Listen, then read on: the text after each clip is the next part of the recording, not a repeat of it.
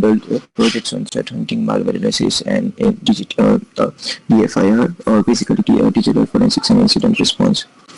When it comes to credentials, I am CISM, CISA, CHFIs, CEH, and ISO lead auditor and ISO lead implementer. Now, when it comes to the digital forensics, right? First of all, what actually is this one? Where we will be having, or what type of projects we will be having when actually our projects will be initiated, and how we will be able to conduct those specific steps, right? So normally, when it comes to the specific digital forensics team, normally we will be working closely with DFIR team, which is Digital Forensics and Incident Response team. Many of the organizations might be having this team as a different, or many of the organizations will be having the same team as an incident response and digital forensics itself. Now, what actually we will be having when actually we'll be getting those specific projects. So normally, whenever there is any specific type of breach which has been occurred within the organization, normally we'll be going there, we'll be identifying what actually are those specific artifacts from which we'll be able to collect, and we will be going through the in-depth of what happened wrong within that attack, and how that system was compromised, what are the specific malicious artifacts which are available, and how we will be able to go forward and get more and more details which can confirm that, okay, these are the indicators, these are the specific things, or these are the malicious artifacts from the system, and how we will be able to go forward and remove those specific things as well, right? So that is the main thing which we'll be having as a part of this particular team. Now, when it comes to the same thing, we'll be going forward and we'll be learning the same process within the step-by-step manner on how we will be able to go ahead and start up our digital investigation, what actually we will be requiring during that particular investigation, and how we will be able to conduct the investigation as well. So normally, in the first few modules, we'll be understanding the fundamentals of that how our investigations will be looking like, what are the phases of the investigation, what are the rules which we need to follow, what actually is the difference between our team, incident response team, threat hunting team, malware analysis team, or all the teams within the blue team. Then we'll be going forward and we'll be configuring our lab environment, where we'll be conducting the Windows forensics, Linux forensics, malwares, or basically mobile and network and web attacks forensics. And basically we'll be going forward and we'll be understanding what are the tools which will be requiring there, how actually we'll be able to take those specific dumps, and how we'll be able to review those dumps at that point of time. Later on, we will be going forward with our forensics process. Normally, forensics process will be containing 5 particular stages. First one will be going forward and identification on that particular specific artifacts which we are having, preservation, analysis, documentation, and presentation. So basically, those all steps will be understanding what are the specific artifacts which we can find from the forensic stage. Now, when it comes to any particular type of incident, normally we'll be having multiple types of data which we'll be gathering at that point of time, whether it is memory disk. So in that scenario, we might be having the ROM memory, where we'll be having the page files, we might be having the RAM memory, we might be having the network packets, or the dumps of the network packets, the wireless router, or any specific type of the specific operating system which is a specific customized operating system. The malware or email, which is normally the proprietary applications, or there might be some specific hosted server which will be available, SMTP server, or those things. And even there might be some of the projects where we'll be having our the mobile phone which has been compromised. So normally we will be understanding how that particular categories will be working on, and how we will be able to take that particular images, what are the things which will be requiring, and how we will be able to capture those specific images in the first place. Later on, once we are identifying those specific things, now then we will be able to go forward and identify how we will be able to go forward and get the details from the system. Normally, the first thing which we'll be understanding is to identify the process which is working. Now, definitely all the processes or all the background applications will not be working same in every of the application which we might be seeing. Sometimes we might be see that, okay, there is Windows server which has been hosted. The process tree and all of those specific things, again, that will be different from the Linux server, right? So at that point of of time, how actually we will be able to understand the baseline of that particular process, and how we will be able to go forward and get that particular details within those specific memory images. And then we will be able to go forward and identify how actually are the specific there is any kind of diversion from the normal process, and based on that how we will be able to get those details. Normally, the standards which we'll be following, we will also be going through those specific standards. Normally, there are few of the standards which are specific from ISO, right? SWGDE, ACPO. These are the specific guidelines, or they will be having the specific guidelines or the process which we normally follow during our projects as well. So basically, we'll be identifying what are the steps there, and normally when it comes to our projects, we'll be going through that particular stages itself, similar or the same stages which are available there, and basically we'll be able to identify how actually we will be able to go forward and get that details as well.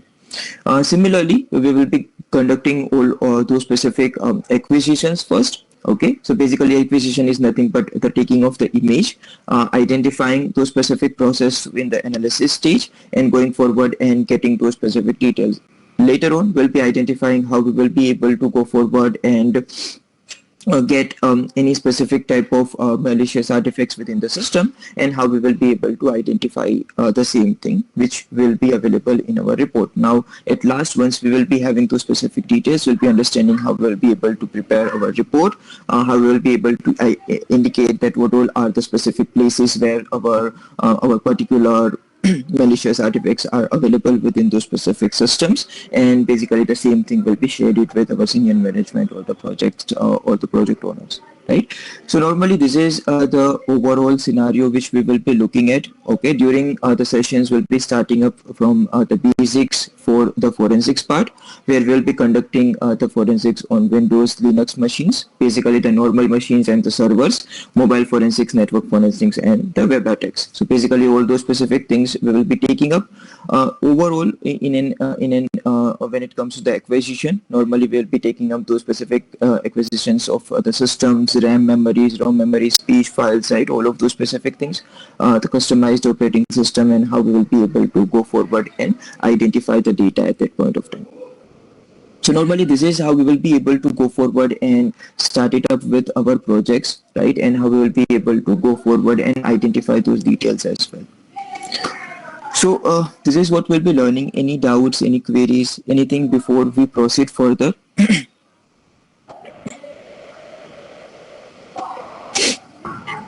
Hi, Kevin. Yes, Rakesh. So, Hi, Rakesh. Hi. So, may I know what kind of tool we are using here? Normally, based on each and every part which we will be having, for example, if we are conducting the acquisition, right, we'll be using multiple tools. Like based on each and every stage, right, we'll be having different tools. For example, if we are going through the acquisition stage, we'll be using FTK Imager. Okay, for the specific systems, we'll be using Kansa and Cape for taking up the acquisition if we are having multiple assets, right? So basically, if for each and every stage, we will be having different set of tools which we'll be using. Normally, if on a generic manner, we'll be using our Windows-based machine, right, where we'll be taking up all of those specific details, and we'll be having one Linux-based machine where all the scripts and all the tools will be pre-installed. So likewise, we'll be having those things. Are these tools open source or some license-based? You know. It will be open source tools. Okay. Yep. Yes. Yes, Kukrija, you can ask. Yes. Any doubts, any queries, anything, guys? Yeah. You can unmute yourself and you can go ahead with your query.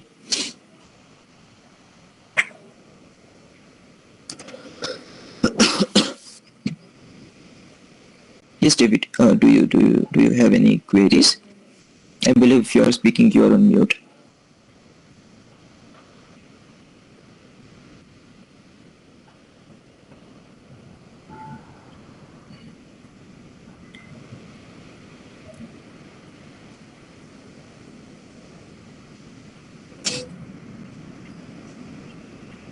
Okay. Anyone else? Any queries, any questions? Okay, Anything? are we using Linux, Kali Linux, or what kind of flavor of Linux? Kali Linux will not be there. There is one of the machine called Shift machine, which is Mhm. official from Sense. So Okay. basically, this is the version which we'll be using. Like how Kali Linux is having pre-installed tools and scripts for offensive testing, which is penetration testing, Mhm. right? Yes, Here we will be having all those tools which are available for our forensics part and incident Mhm. response part, like Mhm. this. Okay, means sense system we are using here, right? Or for Yes, yes, yes, yes, okay. correct. Yes, yes, exactly, Okay. Means exactly. all tools will be there, right? We don't need or required any installation, right? No, no, no. We will be directly installing this operating system, and it Okay. will be fine for us. All the Okay. tools will be pre-installed there. So may I know the requirement, like where we can use these things? Like we have, let's say an example, we have completed our uh, this coaching. Then after that, where we can, like apply. Okay, so normally when it comes to a blue team role, there will be the specific forensics expert or basically a digital forensics or digital investigator. Those specific type of roles you will be able to apply for. Okay. So have you heard about SOC analyst? Yeah. Yeah. So it's different from SOC analyst, or are both same? No, SOC analyst, what normally SOC analyst will be Mhm. doing is they will be doing the monitoring stuff, right? Exactly. So they Yes. will be the first line of defenders, right? So at that point of Mhm. time, what they will be doing is they will be using the SIEM tool where they will be taking up the logs, they will be monitoring the logs, they will be preparing the use cases, preparing the reports and those kind of things. Now, Mhm. once they are identifying that, okay, there is some kind of breach, right? At that point Mhm. of time, normally after that particular incident has been occurred, there will be the incident response team will be going, okay, and they will be identifying, validating whether that particular things are correct or not, right? Whether there is the real time incident which has been occurred or not.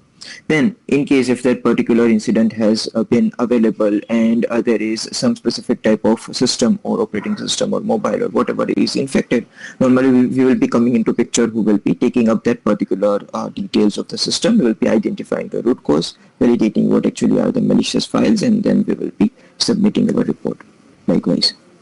Okay. Means after the breach or compromise, right?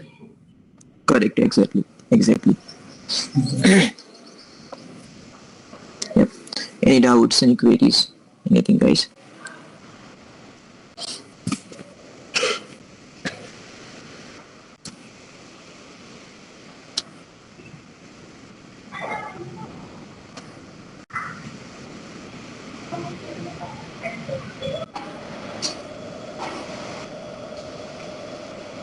Anyone? If not, we can proceed with our demonstration. Yes, Rakesh. No, no, not now. You can go ahead, please. Okay, sure, sure, sure. So let us have a quick demonstration to understand how actually we will be learning all of those things. Okay, so we'll be taking up a few of the demos and we'll be understanding how we'll be able to get those specific details as well, like how we'll be able to learn these particular topics and how actually the environment within our sessions will be looking like. Now, normally what happens is when it comes to the type of attacks, right, there will be multiple type of attacks which attacker can do, right? One of the very common attack which people are seeing is basically to get or have the breach, right, within that particular system with the use of documents or by using the phishing mails and trying to get that particular documents opened by the system, ultimately compromising the system, right? So normally, these are the cases which you will be able to find majorly in your projects as well. So let us go forward and see how actually those specific things happen, and in that scenario, how we'll be able to get those details as well. First of all, what actually are the documents malware, right? So normally what happens is when it comes to the normal scenario, first of all, how actually documents malware came into the picture. Normally nowadays, because of the people knowing that okay, they do not need to go ahead and download the exe files or any kind of executable files, what they will be doing is they will not be going through and downloading any kind of exe files. And even when it comes to the security policies as well, they will be majorly looking whether there is any specific type of executable file which has been executed or within the system or any of the asset within that infrastructure or not, right? So at that point of time, normally because of people knowing and not going forward and executing those specific Sorry for things. interrupt, Kevin. Can you go slow, a bit Yeah. slow? Yes. Sure, sure. We'll be going slow. Currently, it is in demo session, so we are going a bit fast. But yeah, during the sessions, we will be much more slower itself, right? So normally, because of that particular reason, what happens is the attackers has gone forward and taken the another route, which where what they will be doing is they will be integrating the malicious code in the documents, and basically that particular documents will be shared it up with the user, and whenever that document has been executed, basically the system will be compromised. So basically the malicious code will also be executed and the system will be compromised. So let us deep dive into how actually this documents malware will be, and in case of that kind of scenario, how we will be able to see the same things. So normally what kind of documents will be there? There might be the Excel files or the specific documents file, right? Or there will be a specific type of PDFs or any kind of document which will be having. What we'll be having is when it comes to this particular type of files, which is something like Excel documents and those kind of things, they will be coming up with one of the functionality which is called macros. Now, what actually are these macros? Macros are nothing but a specific functionality developed to automate that particular document. So many times the real-time use cases of this particular thing is we might be seeing some specific type of user who is dealing with the stocks or the this kind of stock market, right? So at that point of time, they might be having some specific type of sheet where the numbers or the financial results of that particular organization which they are monitoring will be constantly updating, right? So basically they will be taking the data from specific places and they will constantly update that particular thing. So normally that is how the real-time use case of macros will be.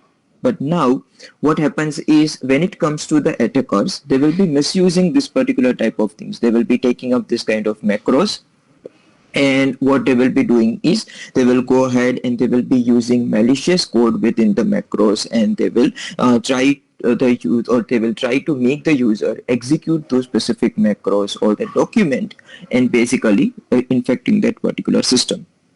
So normally when it comes to macros, that will be in the Visual Basic script. Okay, and basically at that point of time, whenever our document is executed and we are enabling those specific content, normally that particular thing or that script will be executed, and normally will be having that system will be having that particular either backdoor created or the specific processes which will be injected.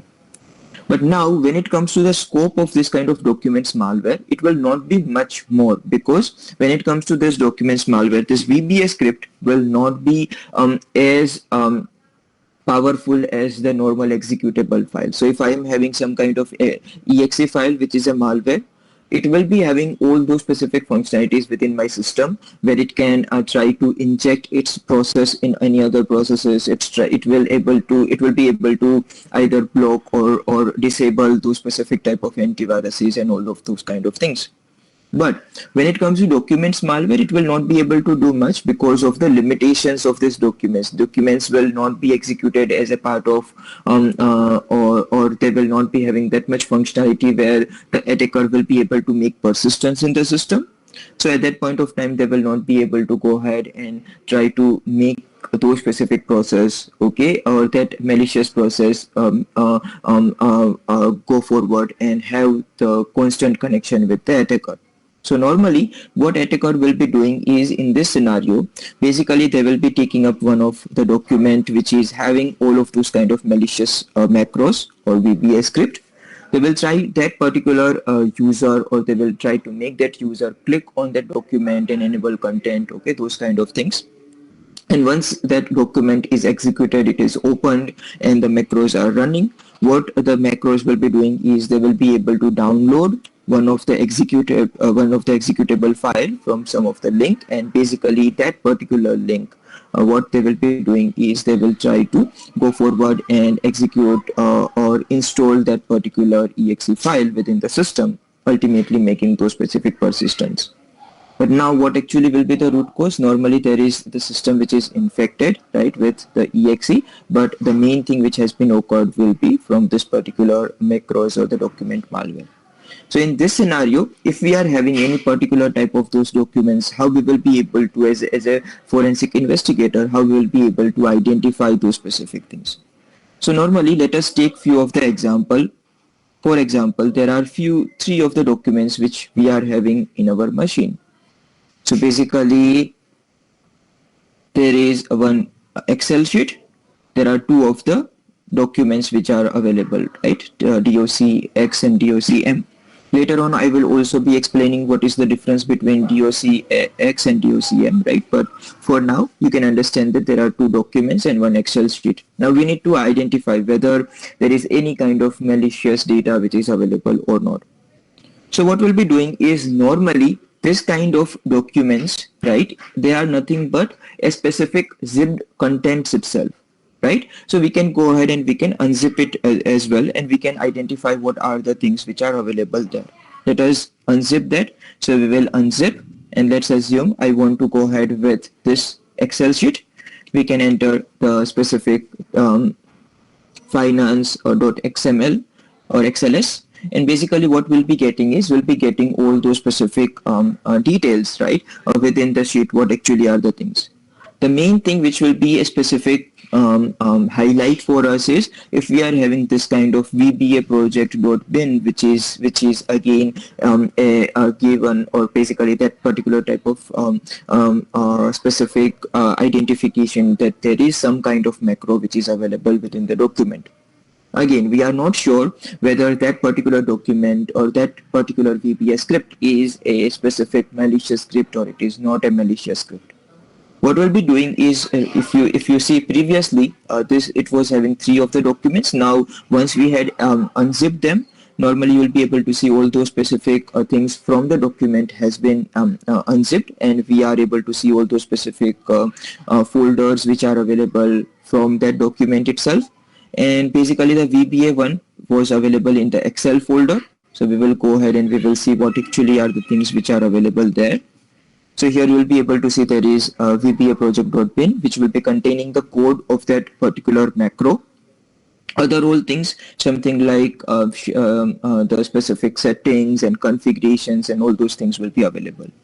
But now if we want to see this one, which is VBA project.bin, normally this is what we'll be looking at, because normally what we will be getting is some specific type of this kind of special characters, right, which is not in a readable format. We might be able to see some specific type of things which might be in an understandable format, but major of those things will not be available, because this is how the executable file will be looking like without any specific type of exposure, right? So at that point of time, normally what we'll be trying to do is we will be trying to take out whatever are the things which are available in a specific format, and how we'll be able to identify whether those things are available or not. So to get the details, what we'll be using is we'll be using one of the script which is ole dump.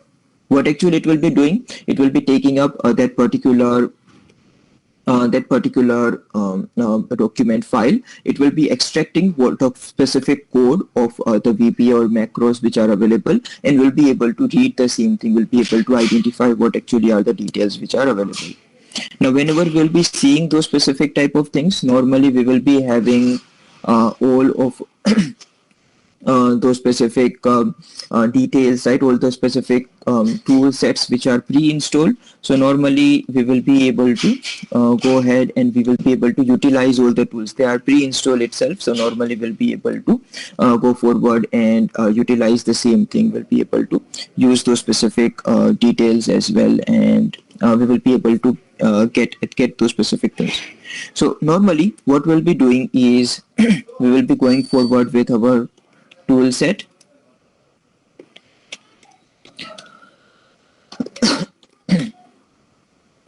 and we will be executing those specific things, the specific tool which is ole dump.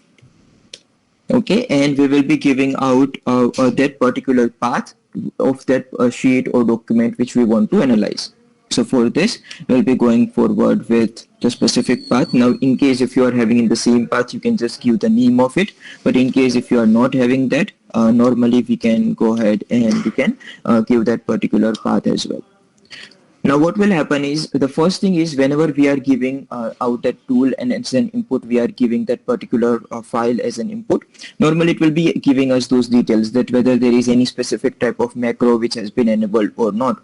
So in this scenario, we are having in the section number 3, there is the macro which is available. So normally what we'll be doing is, we will try to extract that particular macro code, and we will see what actually are the details which are available. So what we'll be doing is the same thing we'll be taking up. We will go ahead and we will get the section S3, and we'll be taking out all the strings which are available within that particular section, and we will see what actually are the details which we are finding. So in this scenario, normally what all are the details which are available, something like all those specific indicators, whether there is any specific type of PowerShell or those specific type of things, right?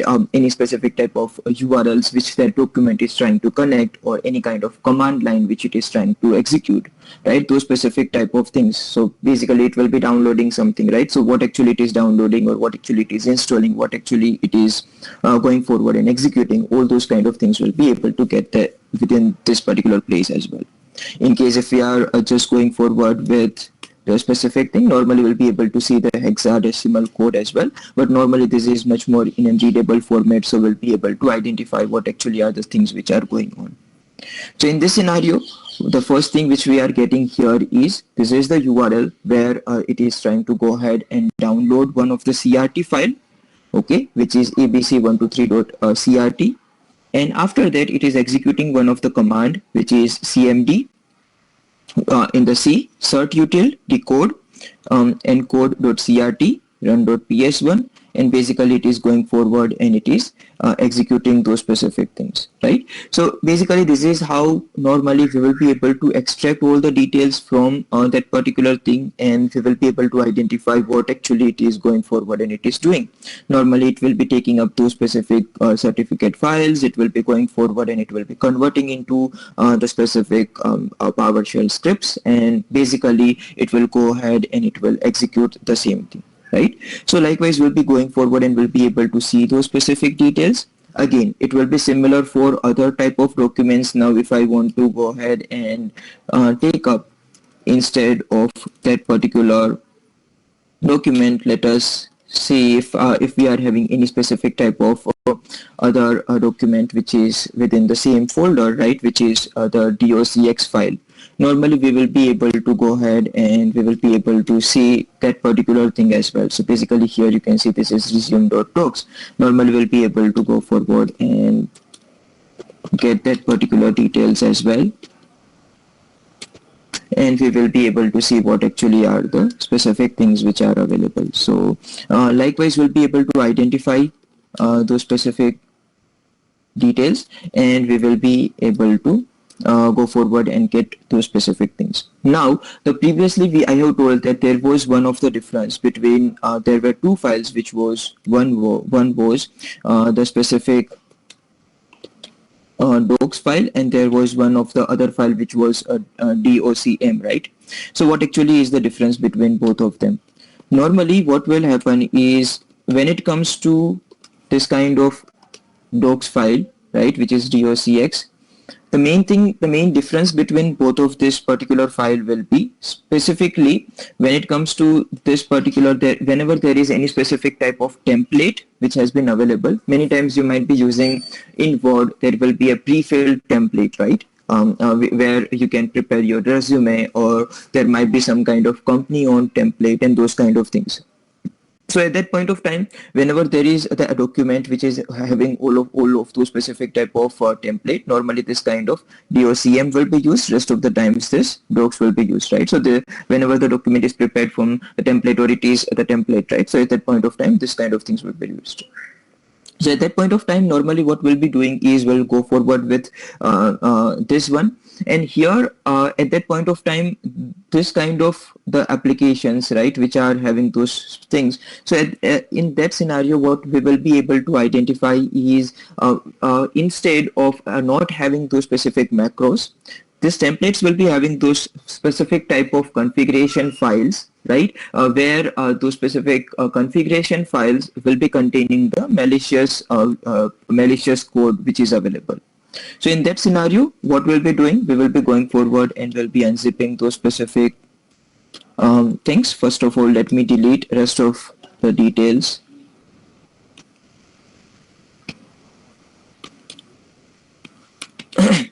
We will delete rest of so that we can go ahead and we can have the specific folders. And now you can see there are only 3 document files. What we'll be doing is we'll be unzipping those specific things and we will see, for example, if there is report.docm or basically resume.docs, right? So in this scenario, we will be looking into those specific files where there is the configuration files, and even for that one, if whether there is any specific type of XML files which are available, right? So this particular type of things normally will be having some of those kind of configuration. We'll be able to look into those configuration and we will see whether there is any specific type of configuration where there is any kind of malicious code which is available or not. So normally when it comes to this particular type of documents, we'll be looking into those specific things, whether it is having the macros or not, if macros is available, whether there is a configuration. So in this scenario, if you see, there is nothing like the bin files which are available. So this particular document does not contain any particular type of the specific macros which are enabled. So normally what are the other particular ways which attacker can use to do the same task, right, but without getting detected? Normally what they will be trying to do is they will try to go forward and check whether the templates can contain those specific type of malicious code or not. If yes, definitely they will try to do that. And basically when it comes to the tools who are detecting, they might not be finding the macros and they will not tell you that okay, this is the specific document which is having that particular things, right, the malicious code which is enabled. Let us go forward and see those specific templates folder. So normally in RELS there will be the settings.xml, documents.xml, right? They will be containing all of those kind of configuration. We'll go ahead and we will be going to that particular folder and we will see what actually are the things which are available. So in this scenario what will happen is, here you can see there are 2 of the specific files, which is settings.xml.rels and document.xml.rels. Let us go ahead and check that one. So in this scenario, by default, it will be coming something like this, that the XML or that particular file should be doing or should be having some kind of default libraries or that particular template links from official Microsoft or those specific type of things, or this kind of document folders or that particular links where the footer and header is added. Okay, those kind of things should be there. So this is something which is having the specific that kind of default links itself, right? If we are reviewing the full thing, normally we will be able to identify that okay, this is the specific thing where all of those headers, theme and footers, everything is taken from the normal official document and those specific places itself. Now what we will be doing is, let us jump into the next file and see how actually it is looking like. We will go ahead and we will enter settings.xml, and in this scenario here you can see the first few of those specific links are looking legitimate, where XML formats and those kind of things are available. But in this scenario here you can see the template, and within the target normally it is taking up the specific thing which is from the URL, which is not from the specific open XML formats or from the official Microsoft link and those kind of things. So definitely here, whenever it is executed and the template is getting loaded, normally what it will be doing is it will go forward and it will take the data from here. Okay, again here you can see .m, which will be again containing the macro, and basically it will be embedded within the within that particular document, the macros which will be downloaded, and then that macro will be executed, which will be downloading some specific amount of executable files and installing the same thing. Likewise. So basically, likewise, we'll be going forward and we will be seeing those specific details which will be containing whether there is those specific. Now, these are not the only use cases which we'll be seeing, right? There will be much more use cases which will be available, where what all are the actual tactics which has been used by the attacker, right? All of those specific things we'll be discussing, and will be an understanding what are the specific places where we need to look at and how we will be able to get those specific details as well. There is one more thing. Well, let us understand one more topic so that you will be able to identify what are the other things which will be available. Now again, documents, malware, and analysis of those specific things is one part of it. There will be loads and loads of other things which will be available. But again, as we are having the demonstration, okay, we will be having the limited time. So normally we'll be seeing few of other specific things within our demonstration itself.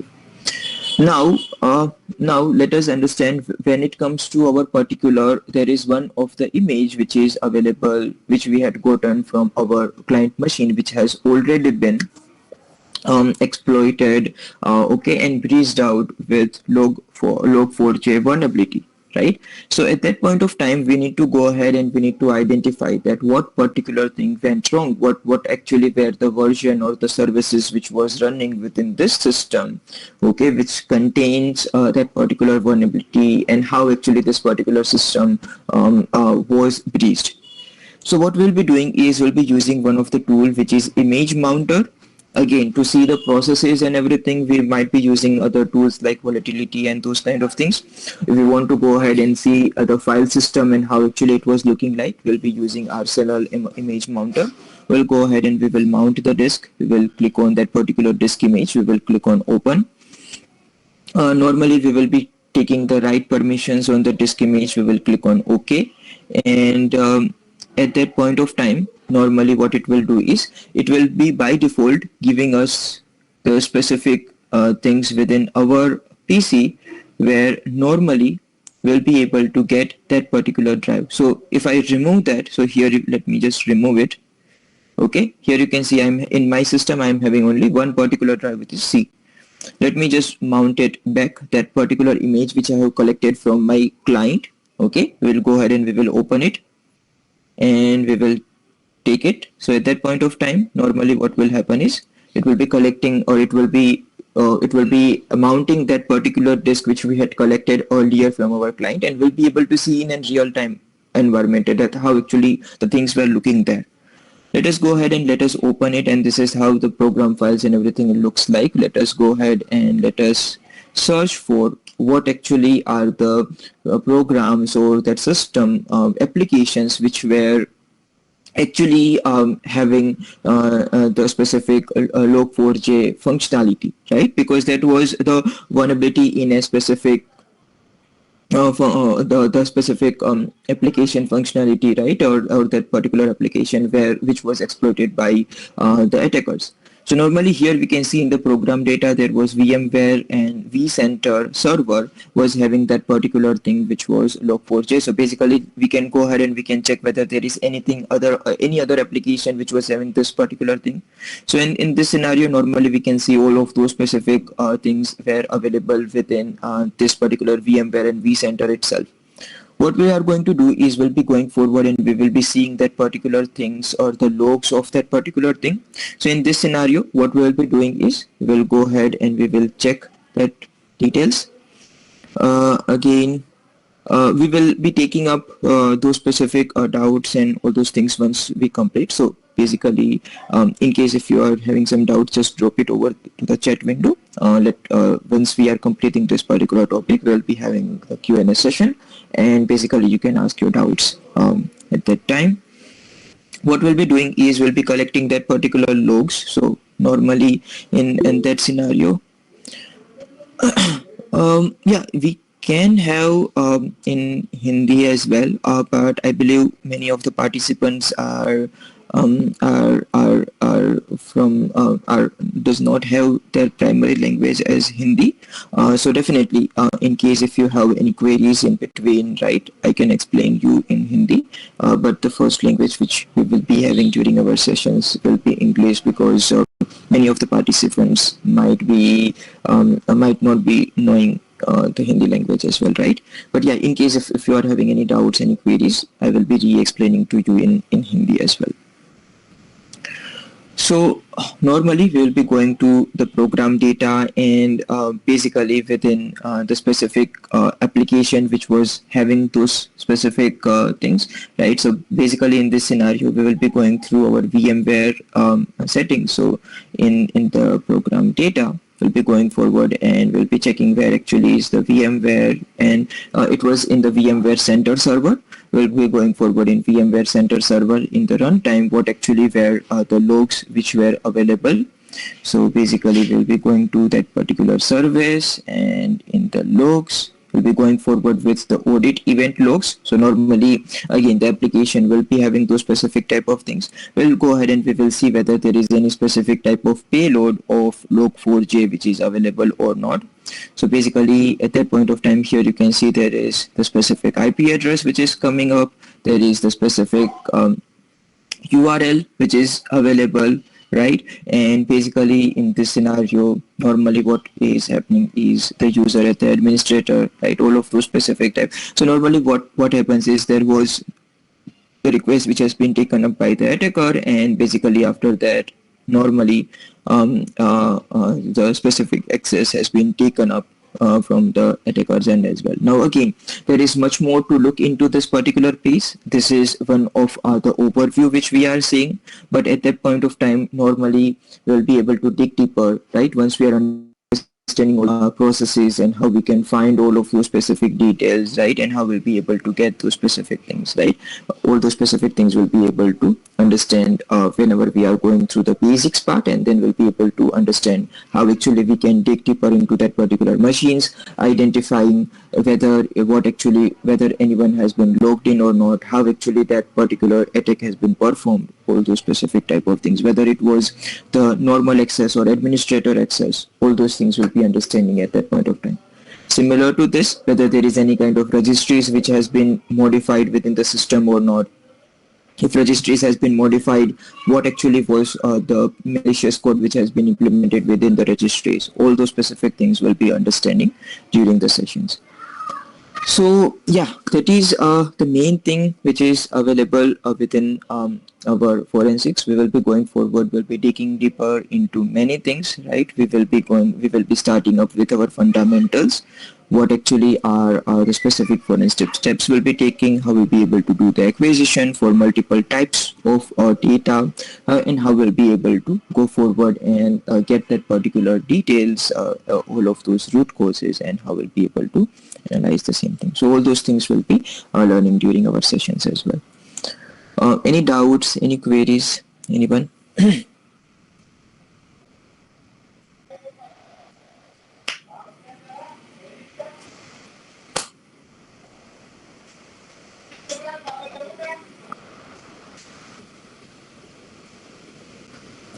No doubts? Okay, so yep, that was it from my end, guys. Now the next step, now your next step will be your next step will be to contact the management. They will be the one who will be guiding you for further procedures to join our session, and then you will be able to learn all of these particular things during our session itself. It was great to have you. Let us join during the sessions and then learn more things. Bye everyone.